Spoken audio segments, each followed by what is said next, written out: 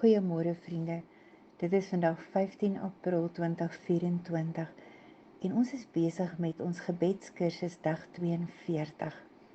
Meer spesifiek kyk ons na die wapenrusting van God en ons is besig met die borsharnas van geregtigheid. In hierdie borsharnas was daar verskeie stene of edelgesteentes, wat dan nou elkeen 'n stam van Jakob of 'n stam van Israel verteenwoordig het.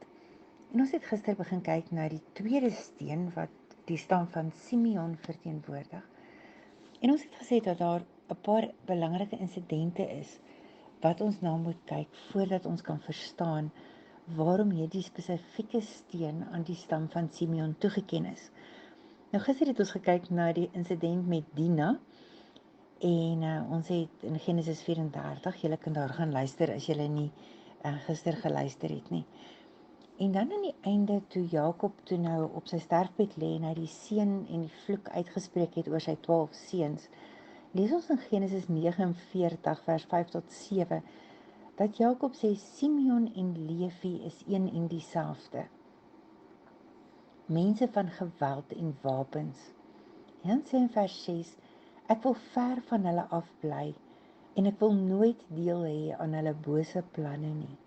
Is dit nie verskriklik dat op jou sterfbed jou pa sê, ek wil ver van hierdie twee seuns van my af bly en ek wil nooit deel hê aan hulle bose planne nie.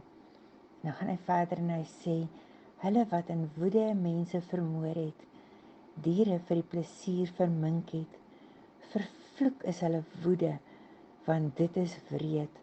Daarom sal hulle nageslag verstrooi word, uitgestrooi oor die hele Israel heen. Dis in Genesis 49 vers 5 tot 7 en ek lees vir julle die Nuwe Lewende Vertaling. So julle sal sien dat aan die einde van Jakob se lewe spreek hy hierdie vloek uit oor Simeon en ons sal later na Levi kyk, maar vandag kyk ons nou nog na Simeon. En hy sê Simeon, vervloek is jou woede want dit is wreed. En dan sê hy want jy het in jou woede mense vermoor en jy diere vir die plesier vermink. En hy sê, daarom sal jou nageslag verstrooi word, uitgestrooi oor die hele Israel heen. Nou, julle onthou die insident met Dina gister, en dit het plaasgevind in die dorpie Sichem. En as jy nou kyk na die wapen van Simeon, dan sal julle die poort sien wat na die stad Sichem toe gaan, nog steeds op die wapen van Simeon. Maar daar was ook 'n tweede insident wat vir my belangrik is, wat ons nou moet kyk, voordat ons, as dit God se wil is, môre sal klaarmaak met Simeon. En hierdie tweede insident speel 'n paar jaar later af. En julle sal sien dat in Numeri 22 vers 1 sien ons, daarna het die kinders van Israel weggetrek en laar opgeslaan in die vlaktes van Moab, oos van die Jordaan van Jerigo. So hulle is nou in die gebied van die Moabiete, maar dit is in elk geval ook deel van die beloofde land. So hulle moet hierdie gedeeltes inneem. En dan sien ons, as ons in vers 2 tot 3 lees, en Balak, die seun van Sipor, was die koning van die Moabiete. En ek is seker julle onthou die storie van Balak en Biliam en sy donkie. Maar kom ons lees verder in vers 3. Hy sê, hy het gehoor van die Israeliete. Hy het gehoor wat die Israeliete alles met die Amoriete gedoen het. En toe hy sien hoe baie Israeliete daar is, het hy en sy volk vir hulle bang geword.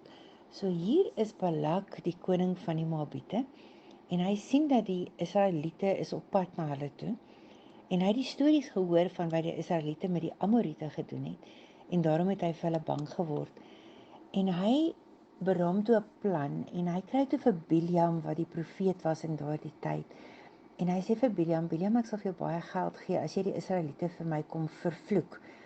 En so wil ek nou nie te veel uitbrei nie, maar so kom Biliam en vir 3 keer kom hy, en dan moet hy nou die Israeliete vervloek, maar dan sê God vir hom, nee, seën die Israeliete. En as ons dan nou lees in Numeri 23 vers 11 tot 12, dan staan daar Balak vra toe vir Biliam, wat maak jy met my? Ek het jou gebring om my vyand te vervloek, maar jy staan en seën hulle. En Biliam het geantwoord, ek kan net dit sê wat God my meegedeel het. Met ander woorde, Balak se plan backfire toe so 'n bietjie, as ons dit so kan noem. En elke keer wat Biljam nou hierdie Israeliete moet vervloek, gee God eintlik vir hom 'n seën om uit te spreek. En as ons dan lees in Numeri 24 vers 10 tot 11, dan sien ons Balak het woedend geword vir Biljam. En ek lees weer vir julle uit die Nuwe Lewende Vertaling. Hy sê, Balak het woedend geword vir Biljam. En hy het sy hande te mekaar geklap en vir hom geskree, ek het jou laat kom om my vyande te vervloek. Dis nou al 3 maal dat jy hulle geseën het. Vers 11 sê, maak dat jy wegkom na jou huis toe. Ek het wel gesê ek sal jou beloon, maar die Here het nou jou beloning weggevat. So hierdie koning van die Moabiete is toe nou baie kwaad vir Biljam. En hy sê, die Here het jou beloning weggevat. Maar Biljam was nie van plan om sonder sy beloning huis toe te gaan nie. En hy gaan toe en hy sê vir Balak, ek sal vir jou 'n slim plan gee. God wil nie hê dat ek die Israeliete moet vervloek nie. Maar as jy dit kan regkry, dat die Israeliete ondertrou met jou vrouens, en hulle begin jou afgode dien, dan sal God vir hulle so kwaad word, dat hy hulle sal vervloek. So hy gee hierdie plan vir Balak. En ons sien dat hierdie plan het baie goed gewerk, want as ons lees in Numeri 25 vers 1 tot 3, dan sien ons, en terwyl Israel by Sitem gebly het, het die volk hulle self besoedel. Wat het hulle gedoen? Ja, hulle het by Moabitiese vroue geslaap, by daardie vroue wat deel was van Balak se volk. En vers 2 sê, en hierdie vroue het die volk uitgenooi om saam met hulle offers vir hulle gode te bring. En die volk het saam met hulle geëet en die gode van Moab aanbid. En hulle het begin om Baal-Peor te aanbid. En soos wat ons kan aflei, en soos wat ons geweet het wat gaan gebeur, staan daar in vers 3, en die Here was baie kwaad vir Israel. En ons sien dat God toe 'n plaag oor Israel gebring het. En Moses het God aangeroep en gesê, Here, wat moet ek doen? Hoe gaan ons hierdie plaag wegkry? Ons mense sterf. En in Numeri 25 vers 4 staan daar, en die Here het vir Moses opdrag gegee. Kry al die leiers van die volk bymekaar en hang hulle in die helder dag by die tabernakel op, sodat die Here se woede kan bedaar. En Moses het die stamhoofde van Israel aangesê om elke persoon wat Baal-Peor begin aanbid het, dood te maak. Ons is baie maklik, hoor ons dat mense sê, tye het verander, en God sal verstaan dat ek doen wat ek doen. Maar ek wil vir julle sê, ons dien nog dieselfde God. En hier het God gekom en hy het vir Moses gesê, al hierdie leiers wat afgode aanbid het van die Moabiete, hang hierdie leiers in die helder dag by die tabernakel op, sodat die Here se woede kan bedaar. Kan julle dink? Hier kom Moses en die Lewiete, en hulle moet al hierdie leiers van die volke gaan, van die 12 stamme gaan haal. En vers 5 sê, en Moses het die stamhoofde van Israel aangesê om elke persoon wat Baal-Peor begin aanbid het, dood te maak. En vers 6 sê, terwyl Moses en die gemeenskap nog so by die ingang van die tabernakel gestaan en huil het. Jy moet nou onthou, al die leiers hang nou. Hulle het hulle opgehang hier by die tabernakel, né?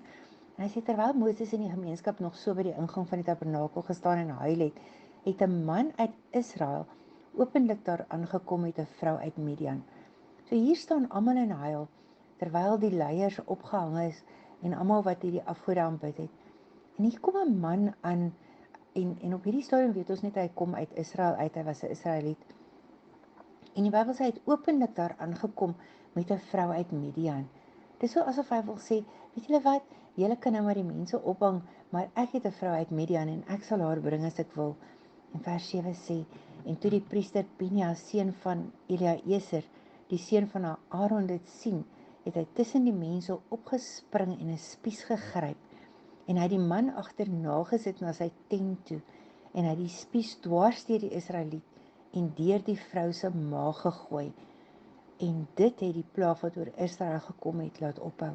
Sien julle wat gebeur hier? Hier kom hierdie priester Pinias, en hy gaan en hy sien dat hier kom 'n man uit Israel, uit 'n Israeliet, en hy kom openlik daar verby met sy vrou, so asof hy wil sê, Pewe, ek kan doen wat ek wil doen.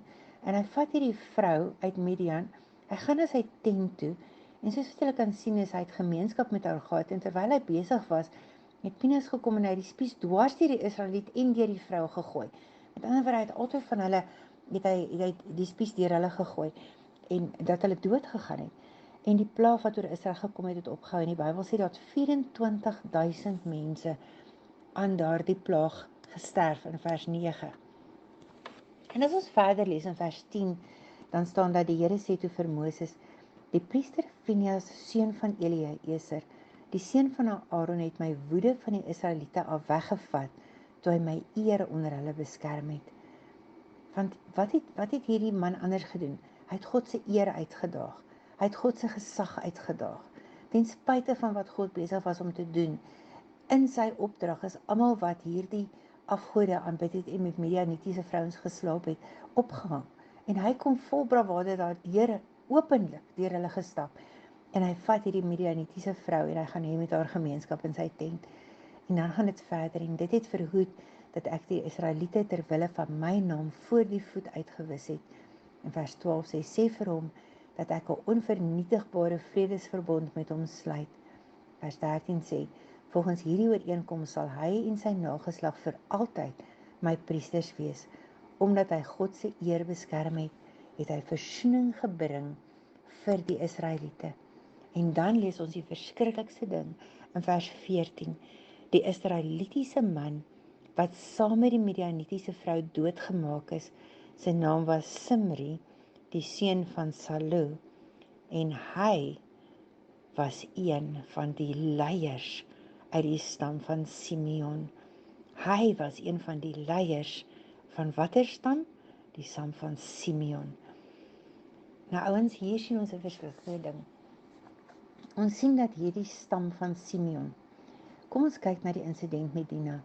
Hier neem hulle reg in hulle eie hand, en hulle vat die swaard, en hulle gaan in, en hulle gaan maak al hierdie mans dood in Sichem. Hulle doen soos wat hulle wil doen. Hulle doen nie soos wat God sê nie. Hulle doen soos wat hulle wil doen. En hier kry ons hierdie tweede insident. En hier kom hierdie man, wat een van die leiers is uit die stam van Simeon.